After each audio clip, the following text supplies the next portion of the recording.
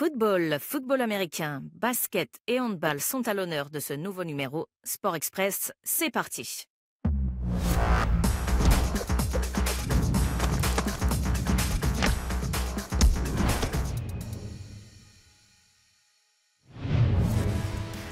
Salut à toutes et à tous. Et oui, vous venez de le voir, afin de coller aux réalités technologiques du moment, eh bien l'intelligence artificielle fait son entrée dans Sport Express.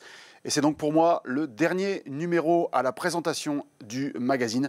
La semaine prochaine, vous retrouverez votre nouvelle présentatrice, Victoria. En attendant, eh bien, on passe au panneau sportif et au football féminin. Dimanche à oublier pour les Élinoises. En déplacement à Beauvais, elles y ont été sèchement battues et elles descendent ainsi du podium. Le FCF tentera de se relancer lors du prochain match en accueillant Lillers, le 5e. Et puis chez les garçons, on disputé dimanche des matchs d'ajustement en Coupe d'Artois. Dans un derby de l'agglo très disputé, l'US Courcelles a fait respecter la hiérarchie et s'impose face au stade héninois.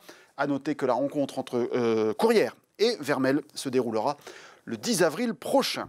Du côté du football américain, il était aussi question de derby entre les Lions de Carvin et les Mustangs d'Hénin-Beaumont, une première à ce niveau de compétition.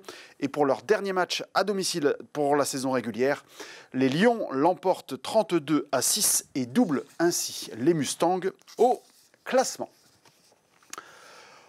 On parle quelques instants de tennis de table. Si vous n'avez pas suivi notre retransmission de la rencontre de National 3 entre l'ATT Carvin et le PPC Gemont ce samedi après-midi, eh bien vous pourrez revoir l'intégralité du match ce mercredi 2 avril à partir de 21 h sur notre chaîne via vos box télé au numéro qui s'affiche actuellement sur l'écran. Des images spectaculaires et un rendez-vous à ne surtout pas manquer. Allez, on reprend le cours de notre tour d'horizon et on parle maintenant de basket avec la Nationale 2.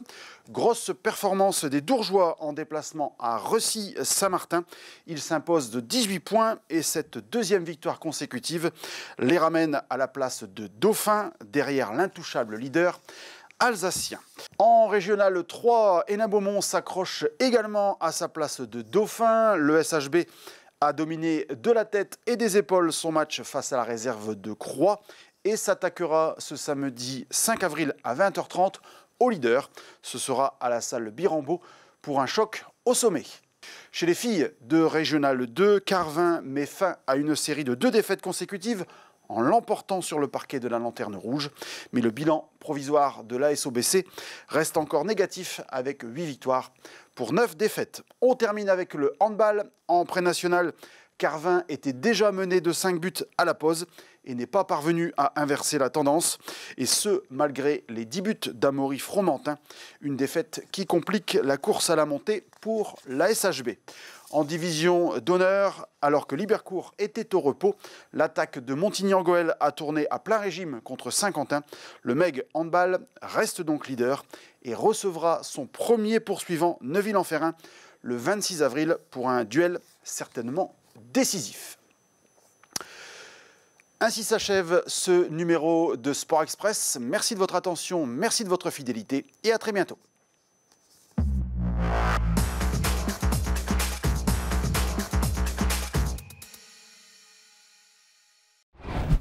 Sport Express, votre magazine sportif, tous les mardis à 11 h 30 sur ILTV.